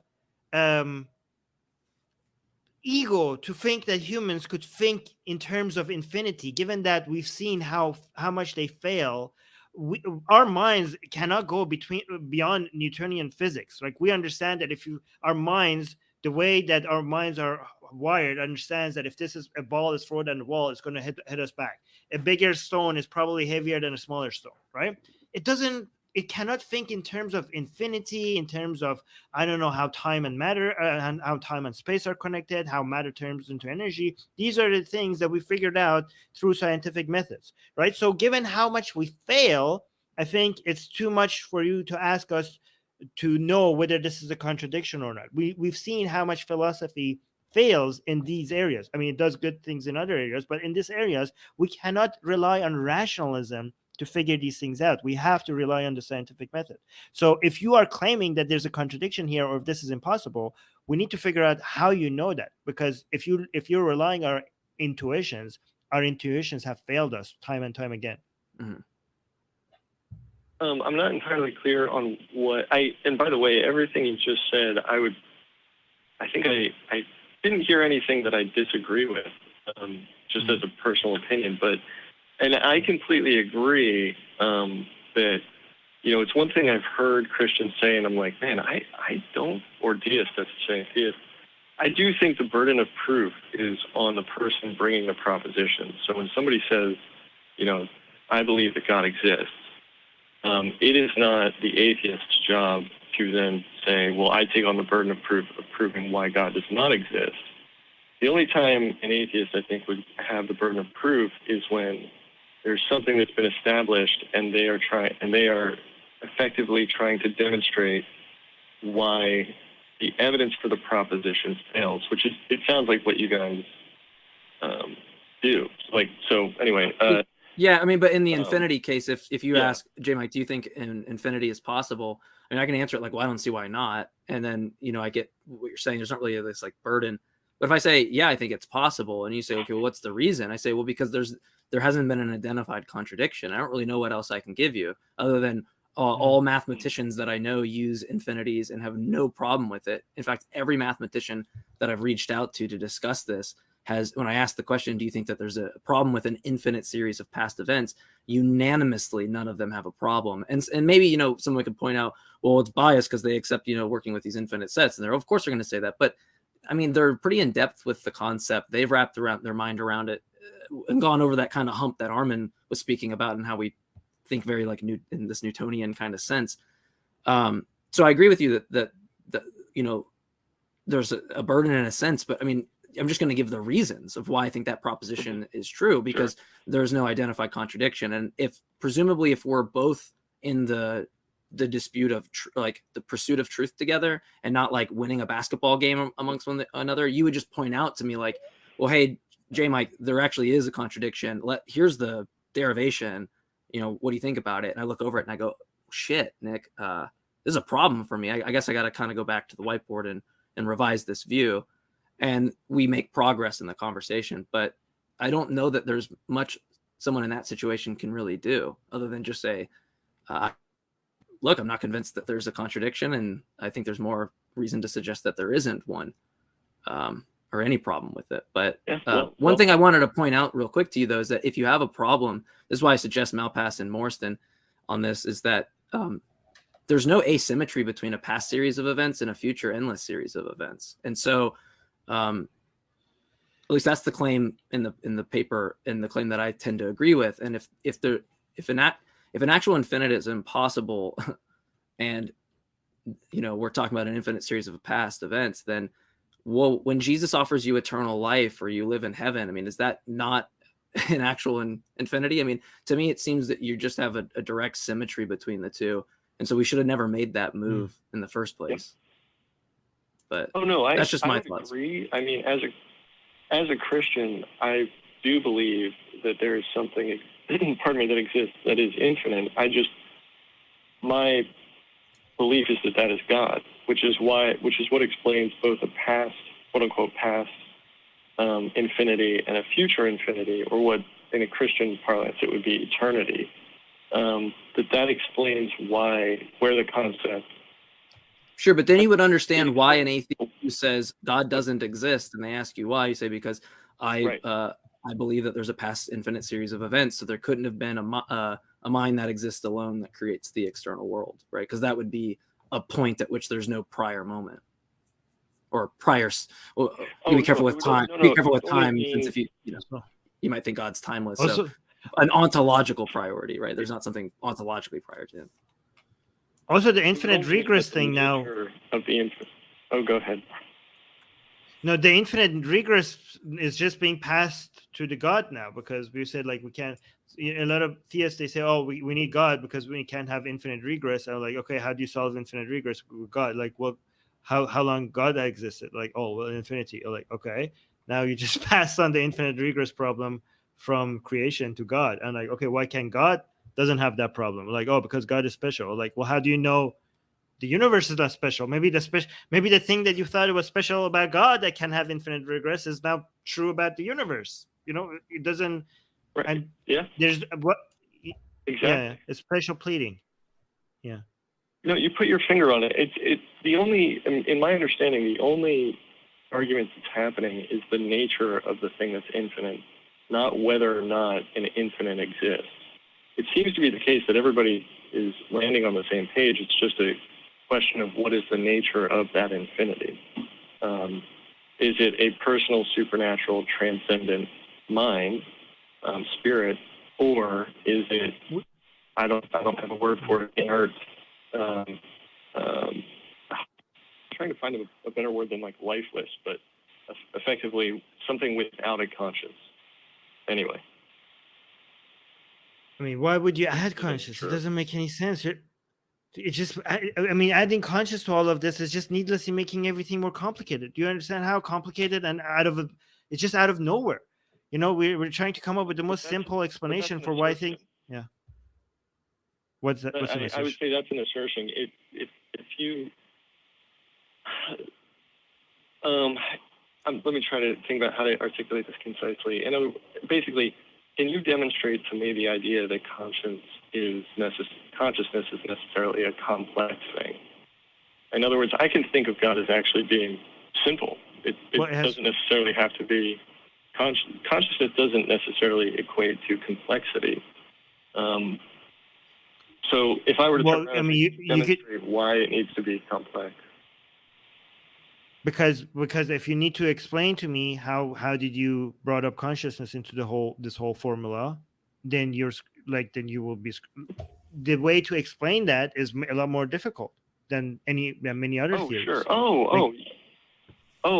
Yeah. Well, I would say the fact that space-time, our understanding of space-time as having itself a definitive point in the past, i.e. the Big Bang, some people call it, that the nature of the thing that set that in motion, that we know of, that we're aware of, there are basically two things that transcend the material that we're aware of that can set things in motion. That transcend. One is numbers. One is the idea of abstract numbers.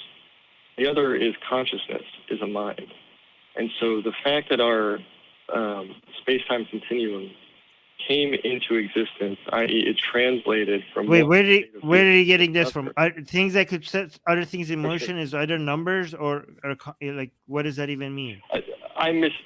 No, you're right. I misspoke there. I tried to correct myself. Numbers can't send something in motion. What I meant is the two things that we're aware of that transcends the material would be like numbers as an abstract concept. Why does it have to transcend the material? Okay. What does that even mean? It just begs the question against the nominalist, right? Nominalists precisely deny that numbers are abstract, right? So like to say that it would just like the nominalist, say I'm a nominalist, I'm just gonna be like perk my ears like what the fuck? Like you're just begging the question against my view, right? Like numbers are conceptual. Okay. What are you talking about, right? Like they're not abstract floating things or whatever. Like if that was the view that I held, you would just be begging the question against the view, right? You'd have to give an argument to show to that person. This is why I was kind of saying we have this inception of arguments with all this metaphysical baggage, right? Like that as an example, you brought in numbers and consciousness, and question against an identity theorist, right, who thinks that the brain just is mind, right? There really is no mind. It's just a shorthand word we use for like neural correlates or axons, neurons, however the brain works, right? I mean, ask Shannon Q, because I'm sure she knows a lot better than me. But right, like all of that's going to be assumed all that stuff's going to be assumed under your metaphysical theory that you already have. That's why I'm saying these theories come first, and then you start arguing for them, or start like usually providing evidence in these cases in this philosophical sense. And no one like Armin or myself, you know, if we're an identity theorist, would accept anything like about consciousness that you have to offer, or especially like we're just going to deny that you can have a disembodied mind, right? Like in order to have you can have a mind if and only if there's a physical substrate. I think that's something that me and Armin, I don't speak for Armin, but I think we probably both hold to that view. And you would just be kind of assuming the falsity of our view, right?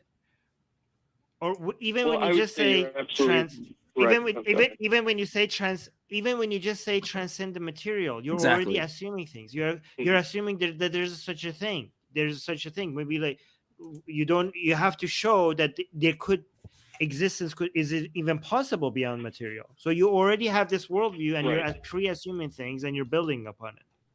And I'm sorry to cut you, Nick. Right. I just want to. Right. I'm sorry. I've cut you off like several times. This is so important. This is why I want to stress this method of why I'm saying I think naturalism is more likely true, or that God doesn't exist. Because notice the things that you have put onto the table to explain things. Numbers being abstract, minds not just being physical, there being a transcendent realm, a divine realm, gods. None of that plays any, like we don't need any of that to have any explanatory heavy lifting in our view. So like we're looking at all of these idle wheels that are going like, this isn't necessary to explain the data. Maybe someone could show that it is. I'm not convinced that it is, but I have less ontological commitments, less axioms that I'm basing things off of, less predicates, right? You're no more or less committed to a primitive notion of electrons the same way that I am. We're both committed to these. It's not like you can just say God exists and then do the derivation to electrons or something like that, right? We're no more or less committed to these things in the natural world and the terms that we use to describe them, no more or less than each other. But you add more predicates, you add more axioms, you add more ontology.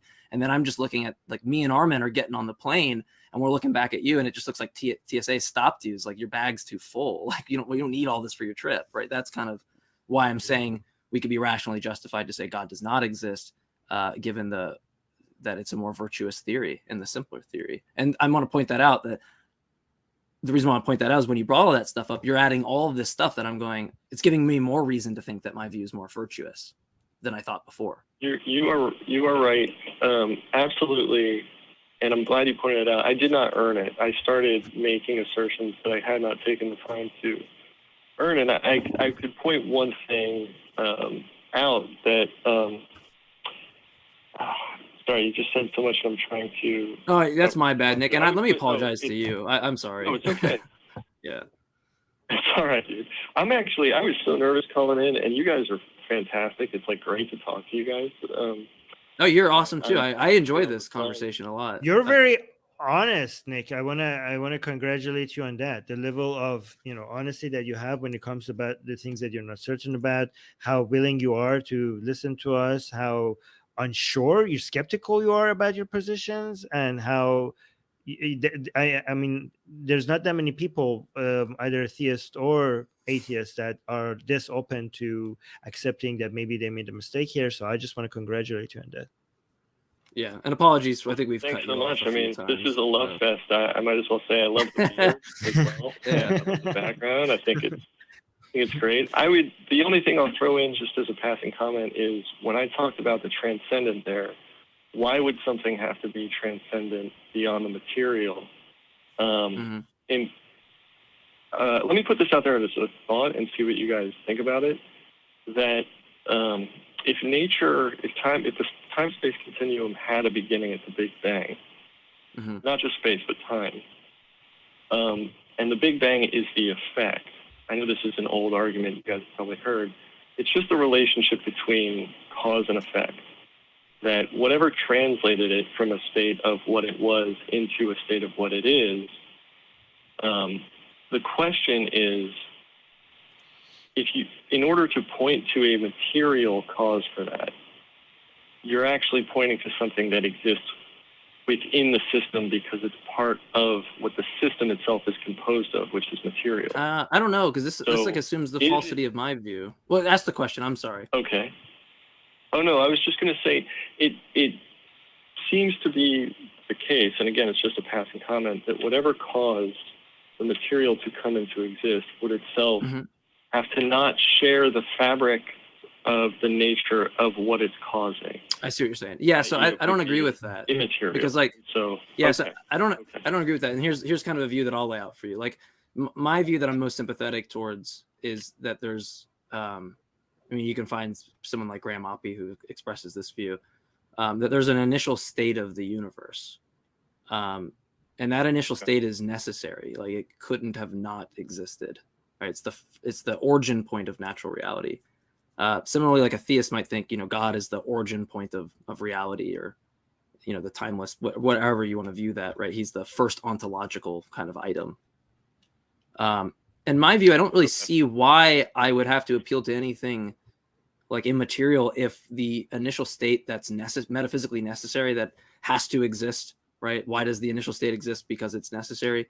It's going to be a natural cause or a natural thing that has dispositions to unfold. Maybe it's a chancy event, an indeterminate event, and that unfolds. Maybe it's strict determinism, or just necessitarianism. Everything is necessary. There's only one way the world could be. Right. But I don't see any issue on why, like, what the contradiction. I guess this would be the thing I'd ask, so someone could get me out of the view. I'd say, well, what's the contradiction in this postulate of an initial state that's natural, that exists of necessity? I don't see a contradiction at all. If someone could point that out, that'd be great. But it's also a reason why when someone brings the kalam to me, I'm not going to accept the first premise, because it's like everything that begins to exist has a cause. In my view, all non-initial items that begin to exist have a cause. But the initial item, right, the first thing, the beginning, the first moment of time, that's the beginning of natural reality, but it has no cause, right? It's just exists of metaphysical necessity. The same way that a theist is like, well, God exists of necessity, but there's no cause of God. And I get weirded out that theists wouldn't be sympathetic to my view, because I'm kind of making the same chess moves, right? We're both explaining why is there something rather than nothing with some metaphysically necessary thing. Mine just doesn't have consciousness or intentional states or desires or cares about what we do when we're naked or whatever, right? I also think that maybe you're I also think that you might be asking too much of our brain when it comes to thinking about the initial state of the universe and stuff like that, right? Because given how our minds were not hardwired for thinking about those conditions, those where the laws of physics are beyond the Newtonian, beyond the thing that our Newtonian mind could make sense of, I would expect, like, people are trying to make sense of those conditions, but I would expect the answer to be something that actually doesn't make sense, just like other new things that we have discovered through modern physics. So if it's actually something that, I get that, I get how that the initial, somebody explained, like, if eventually the answer comes to be something that I could understand, I would be suspicious. I would like, I would bet that it would be something that would blow my mind. I would like, yeah, this doesn't make absolutely no sense. So the fact that a lot of theists are trying to figure out, talk about the initial state of the universe and using rationality to figure out what would make sense, I think it comes with this assumption that it has to make sense to the human mind, where the more likely scenario would be, for me at least, the answer would be something that will actually not make rational sense to us, because our brains were not designed to understand. I mean, and I say designed in a metaphorical sense, designed to understand those types of those conditions. Do you know what I'm trying to say here? Does that make sense? Yeah. And Nick, after you respond, Nick, we'll have to. I'm sorry to cut you off. I just want to put this here. Of course. Go ahead and respond. After this, we'll have to move on. I wanted to give you a lot of time. We've had like 30 minutes on the call, but go ahead and please respond, and that way we can move to one last caller. I've really enjoyed the conversation, though. But yeah, please continue. Me too, and I'm looking forward to calling back sometime and maybe discussing further. But just to button it, I think the 2 points that you both just made were absolutely spot on. I think the nature of the disagreement is just over the nature of what the infinite is, if I'm understanding what you said. And I would say either whether that thing is a transcendent spiritual God or not, absolutely, Armin, it is. There are limitations to. I mean, I struggle to do Rosetta Stone Spanish. Like, there's going to be limitations to what I can understand about the nature of reality at its first conception or its first point. So yeah, great conversation. Thank you guys so much for your time. Wish you all the best. Sure. I'll say God bless because I'm a Christian, and take care. Sure. Well, and Nick, I'll leave you with this one last thing, just to kind of on the comparison thing. Notice in the view that you agree with that, like God creates an initial state more than likely what the universe ends up being, and I think that there's an initial state of necessity. One thing I'd ask yourself on this, and why I thought Steve.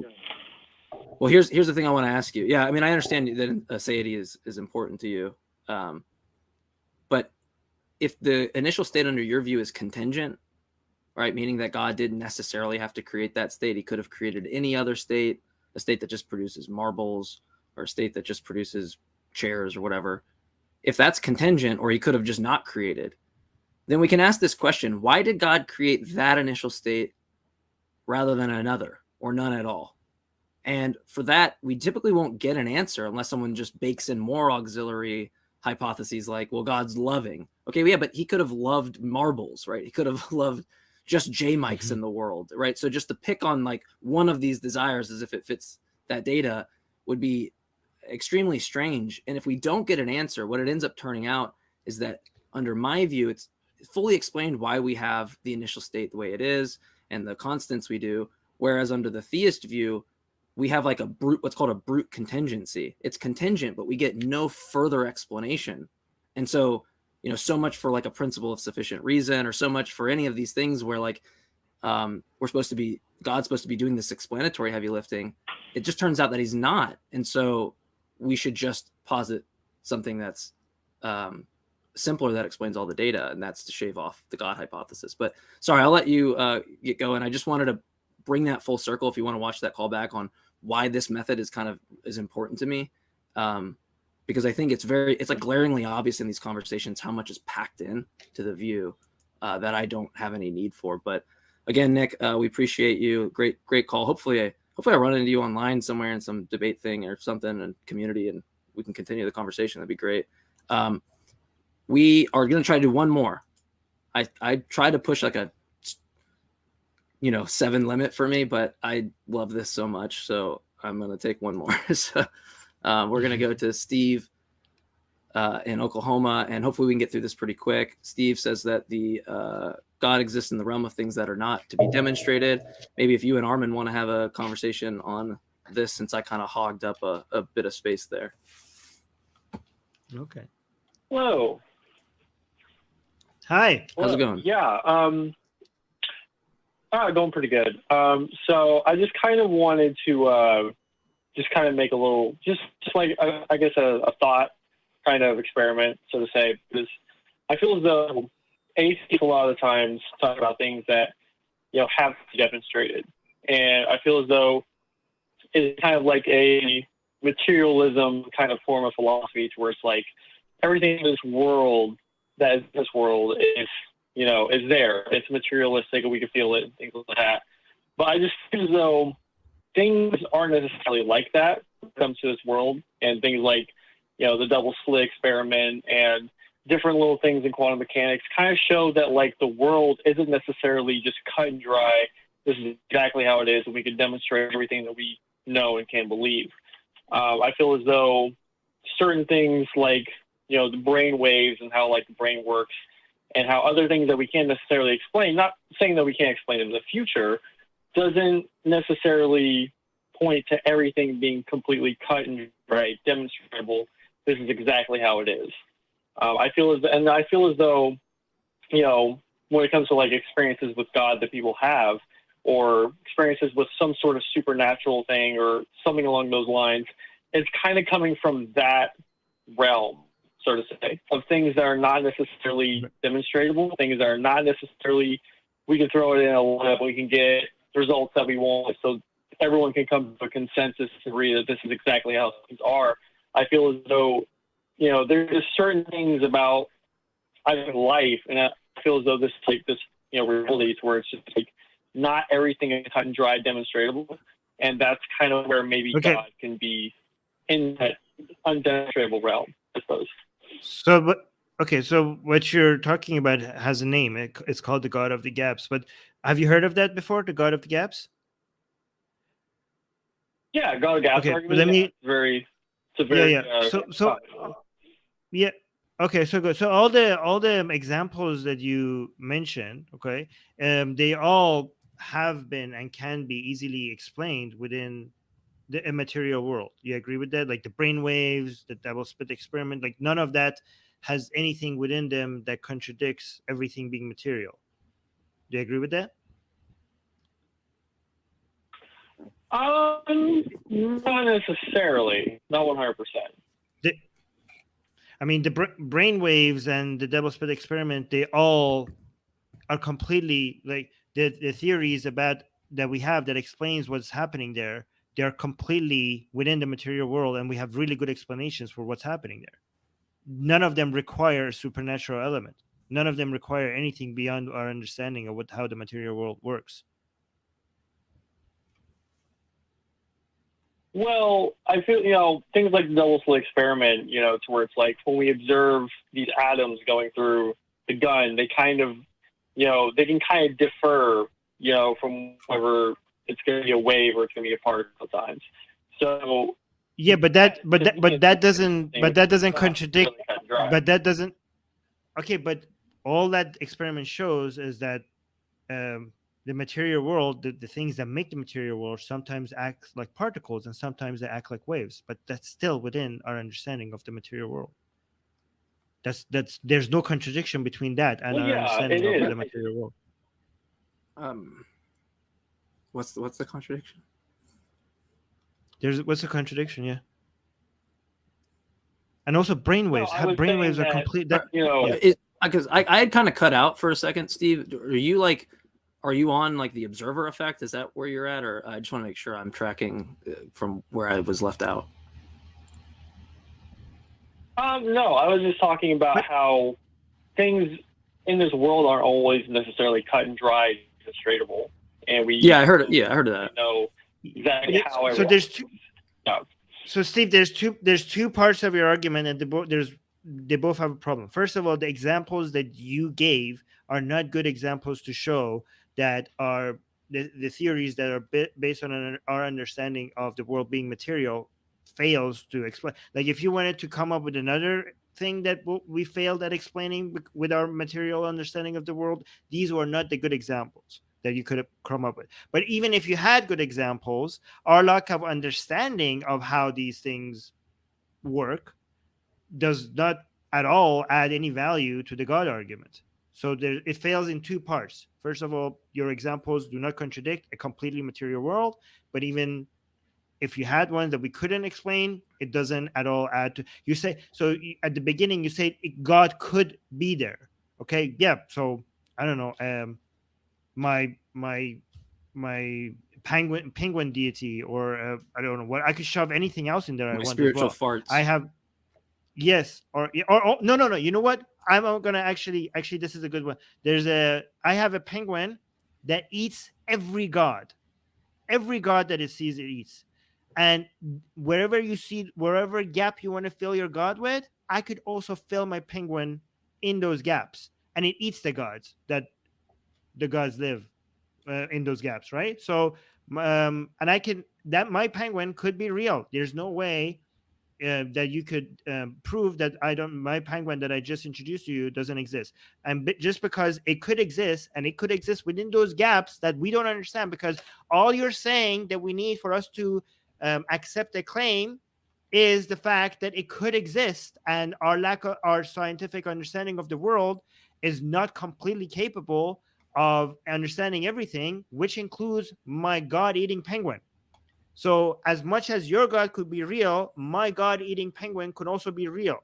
And if they could both be real, then your God is dead, because it just swallowed your God. It's a self-defeating position, Steve, because when you just say it could be, and you're like, it's not cut and dry, then there seems to be what's called an underdetermination problem that which is what Armin just did. It's rivaled another hypothesis that explains all the data, and there's no one like is winning that battle. And we should just probably discard these extremely ad hoc ways of reasoning, right? We probably just discard that. It seems self-defeating because like you should, by your own lights, be open to the fact that it's just as possible that it's confirmation of materialism, right? So it just doesn't make sense to me. Well, what I'm trying to necessarily more point out. Oh, are you? I'm sorry, you're trying to say something? No, I was just saying I like how people in the live chat started worshiping my penguin, but go on. We have that power to create gods. Yeah. Power, the penguin power. No, but I was just more saying is that people have had experiences with, some sort of supernatural realm or some sort of God, and some certain aspect or some sort of capacity. And it feels as though, like I said, just going back to things not necessarily being demonstrated, these experiences that people have had, and not just one experience, multiple experiences, sometimes, multiple people in a room having an experience with God, something like that. It feels as though things like that can't necessarily be demonstrated. Just like going back to the atoms and the double slit experiment, we can't necessarily 100% say it's waves or it's particles, because when we observe them, they change. So it's kind of like, okay, how do we necessarily finitely cut and dry? Okay, it's particles and waves, but we can't. Steve, I'm kind of concerned. Steve, real quick, I'm kind of concerned because, like, one, I don't really feel comfortable talking in this realm because I'm not a quantum physicist. Armin, are you a quantum physicist? I don't think so. Yeah. See, Steve, are you a quantum physicist? Well, it's kind of an argument from authority fallacies where, like, no, it's not an argument from authority. No, I'm not. No. I didn't say. It wasn't. It would be an argument from. It'd be an argument from authority if I said, like, here's Sean Carroll. Everything he says is true because he's an authority in quantum, well, not really quantum mechanics, but if I took somebody and just said, boom, he's an expert in quantum mechanics, boom. So that's not what I did, right? What I was saying is pointing out the landscape that none of us are quantum physicists. And then I was going to ask, how extensive is your knowledge in like classical mechanics? Probably not huge, right? And so I don't really know, like it just sounds like hubris. It sounds like what astrologers do with like crystals and stuff, and trying to jump into this realm where there's nothing in the mathematics or predictive expectations that say anything like what you're saying. So like all I can see this is you bastardizing a science for the sake of like your own cognitive, like, I don't know, pleasure or something, or like what helps you feel better about the proposition. But like, I feel like it's wrong for me to feel like you have like the space to speak here, because we clearly don't, right? But Steve, let's, without going into specifics of science, because we're not qualified to do that here, let's agree that science can't explain everything. I mean, hasn't explained everything. Okay, that's what you're trying to get at, right? One of those things might be including, I don't know how and why the Big Bang started. We don't know that. Do you agree with that, Steve? We don't know exactly why, or if it's even right to ask her why. I think we lost Steve. Yeah. Oh, unfortunately, we lost Steve. Yeah, go ahead. Yeah, make your point, Armin. And okay. Yeah. So yeah, if you could listen to this later. So given that we don't know that, I could come up with this hypothesis and say that there's a giant turtle in a parallel universe, and it farts, and every time it farts, the butthole of this turtle starts opening into a new universe, and it's the beginning of a universe. So the Big Bang that we experience in this universe was basically a gateway to the butthole of this giant turtle in another parallel universe, and that the Big Bang itself was a fart. And how do I join this religion? if I say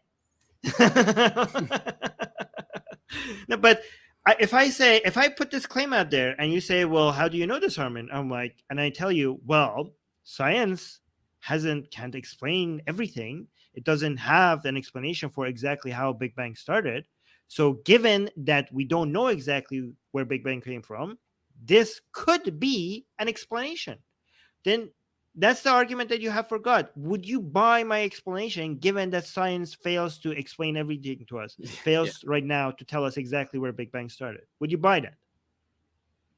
Yeah, right. No, I mean, you shouldn't, right? Because like I think you said at the beginning, it just turns out to be an argument from ignorance. But in this case, like, I worry about whether or not it's an argument from personal incredulity, that like I can't imagine it being this thing, and so therefore it's not. And so I think you're falling in this weird gray area between those two.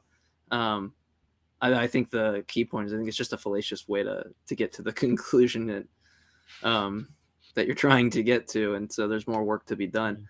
I mean, and that's one thing is important. It's like, even when you identify these issues, it's not like Armin's going to say like, therefore your position's wrong. I mean, Armin's going to carry the dialectic open and say, let me just give me more. It's just that when it turns out we do this, they end up not being like, they're never forthcoming. And that's kind of the problem. But you do get like people like Nick on the show call and ask great questions, and we can get each other's perspective, and we can try to move towards truth in some way that's different than some other calls where it's a little bit more combative. But I think veggies are good, right? So like boring conversations, but candy is also really good too. These like really heated back and forth, but you can't just always have candy. You can't always have veggies. So you kind of need the candy and the veggies, to kind of deal with each other. So, so we got a mix of those calls today. I'm going to get these announcements. I was going to kind of share that I appreciated you coming on, but we'll get to that in a second. I'm skipping ahead of my time. So I do want to say that if you really do like these events or these shows that we put on events, speaking of Back Cruise, there's one that you can reach out towards and look forward to. There we go. Put that up on the screen. But if you are interested in these types of shows that we do, and you've asked yourself, hey, I really like this content that the ACA creates, I want to be able to watch it all the time.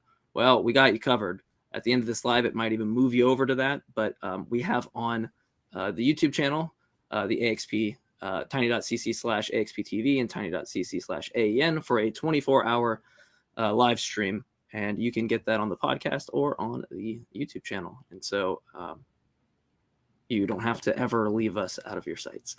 And we want to remind you about the question of the week. The prompt for the week is going to be, what was God thinking when she created blank? Please enter your answers in the comment section below, and we will read them on next week's episode, and they will be read at the beginning of next week's episode.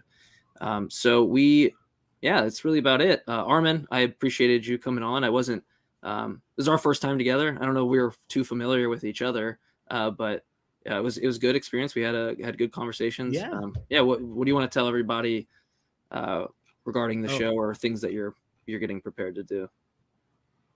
Well, I mean, I just want to say that it's funny how people in the live chat switched from worshiping the penguin to now worshiping the turtle. So that's fun.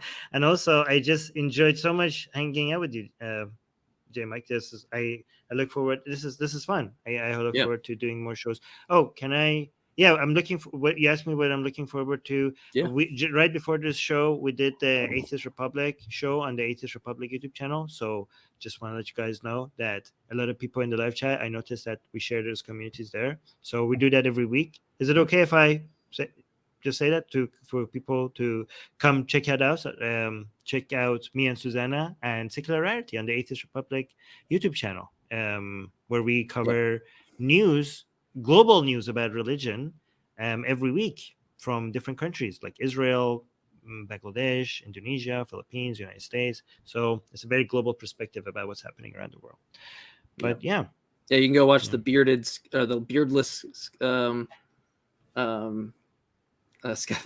Secular Rarity or the the bearded secular rarity, right? It's beardless now. Yeah.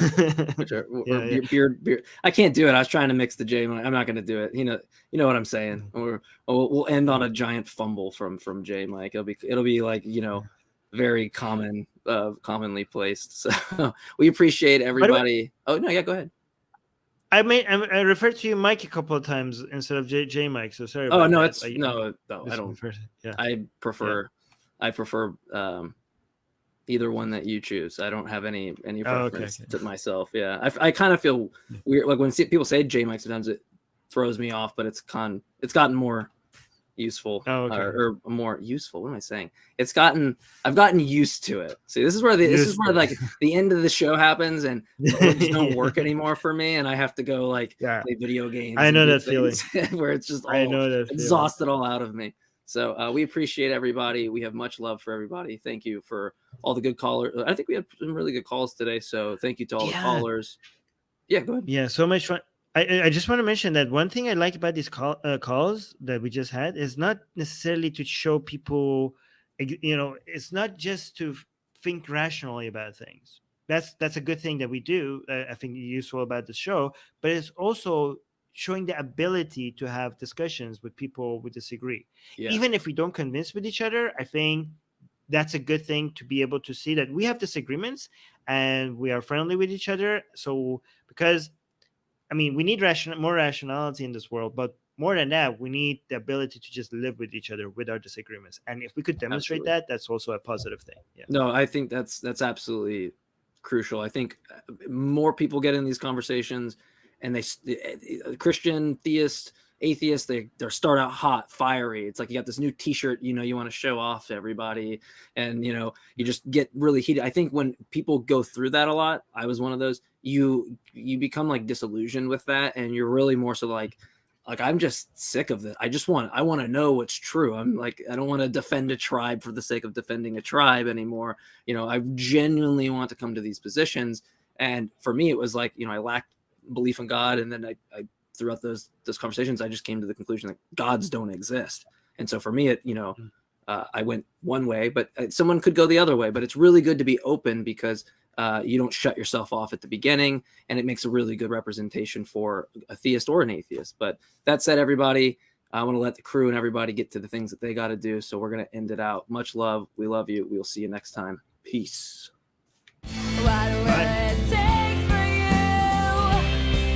Start opening your eyes, to start questioning the bullshit everyone around you buys.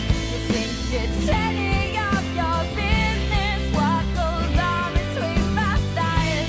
I wonder when we'll be rid of your life.